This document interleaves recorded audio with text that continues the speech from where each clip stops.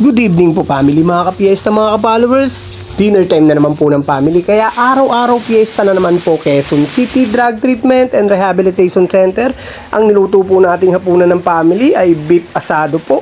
Kakaibang beef asado po to kasi nilagyan ko po siya ng gulay na patola at saka pechay po. Mga basher ko dyan, sige lang, go lang po. Start na po tayo. Magigisa na po tayo. Lagyan na po natin ng mantika yung malalaking kawa natin. At magisa na po tayo ng bawang dito. Sibuyas po.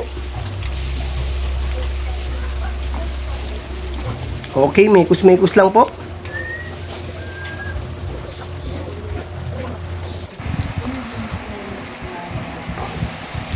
At ito na nga po yung pressure cooker po natin na beef. Malambot na po yan. Ilagay na po natin. At syempre isasabaw natin yung pinagpakuluan natin para swabing-swabe po yung lasa nya.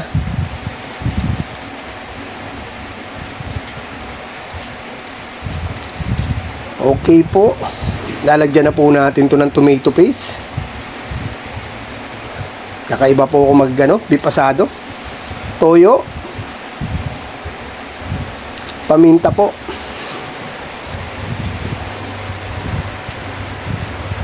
At oyster sauce, syempre. Then mekos-mekos po. Etong beef asado po na niluluto ko ay tulad ng sabi ko, 300 po na pasyente ang pinapakain namin dito, kaya may sauce po ang namin, may sabaw. Kasi para po magkasya po sa family. Okay po. Ito na po yung pinagpakuloan natin. Sabaw niya po. Sabaw pa lang po, ulam na. At naglagay po ako ng konting star anise.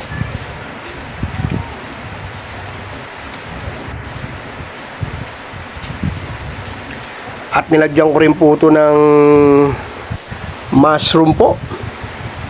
Na nakachop na. Isang lata po yan na malaki. Okay, magdagdag po tayo ng pinagpakuluan natin.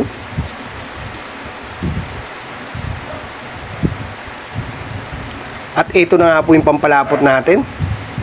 Ang ginagamit ko pong pampalapot dito, yung giniling po na malagkit. At ito na nga po ang kakaiba dyan, yung patola po.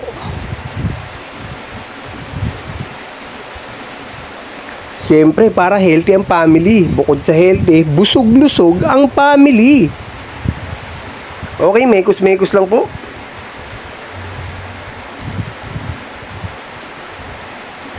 Beef asado with vegetable po. Okay, mekos-mekos lang.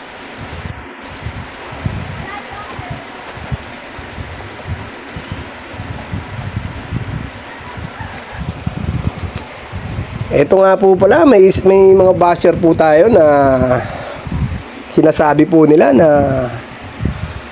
napakamahal daw ng bayad dito sa rehabilitation namin. Inuulit ko po, wala pong bayad dito sa amin. Malinis po, maayos. Okay po, nilagay ko na nga rin po itong pechay.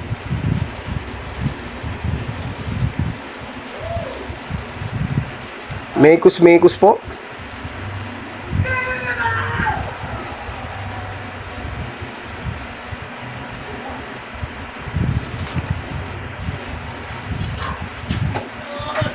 Sa mga basher ko po dyan, bahala na po kayo kung anong gusto nyo sabihin sa mga niluluto ko. Basta ako, go lang po ng go. Tumutulong po kami. Nagpapakain po kami ng maayos. Thank you po. I love you po sa inyong lahat. Nagdagdag po ako rito ng konting oyster sauce pa.